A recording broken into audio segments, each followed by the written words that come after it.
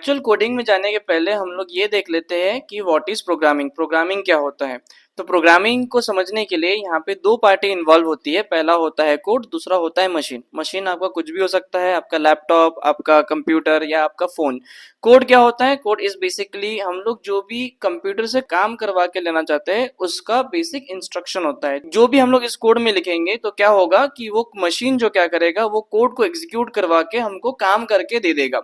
So basically जो computer रहता है, कंप्यूटर को सिर्फ और सिर्फ बाइनरी लैंग्वेज समझ में आता है जो है कि 0 और 1 के फॉर्मेट में रहता है। लेकिन जो हमारा कोड रहेगा वो कोड हमेशा 0 1 के फॉर्मेट में हम लोग नहीं लिख सकते। तो जैसे कि हमारे केस में हम लोग पाइथन पढ़ने वाले हैं, तो हो सकता है जावा, जावास्क्रिप्ट, सी, सीपीपी, कोई भी लैंग्वेज में लिखा जा सकता है। तो हम लोग जो कोड लिखने वाले हैं वो सभी इंग्लिश लैंग्वेज में होता है। लेकिन मशीन को क्या समझ में आता है? मशीन को 0 और 1 के फॉर्मेट की लैंग्वेज ही समझ में आती है। जो 0 और 1 के फॉर्मेट की लैंग्वेज है उसको binary level language, machine level language या फिर लो लेवल लैंग्वेज भी बोला जाता है।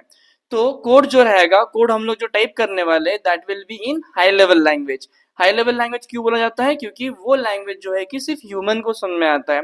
इसको एक एग्जांपल के तरीके से ले सकते हैं। जैसे कि अगर मैं नेपाल चले जाऊंगा तो नेपाल में हमको किस लैंग्वेज में बात करना पड़ेगा? नेपाली बात करना पड़ेगा। अगर मैं महाराष्ट्र जाऊंगा तो किस लैंग्वेज में बात करना पड़ेगा?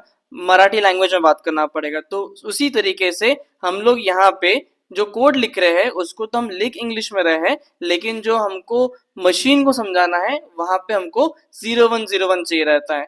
तो उसके लिए कौन इंपॉर्टेंट रोल प्ले करता है? That is translator. ट्रांसलेटर का काम क्या रहता है? वो इनपुट में हाई लेवल लैंग्वेज लेता है, उसको ट्रांसलेट करता है, ट्रांसलेट करके मशीन लेवल लैंग्वेज में कन्वर्ट कर देता है। तो हमारे पास में ट्रांसलेटर मल्टीपल टाइप के रहता है। कंपाइलर होता है, इंटरप्रेटर होता है।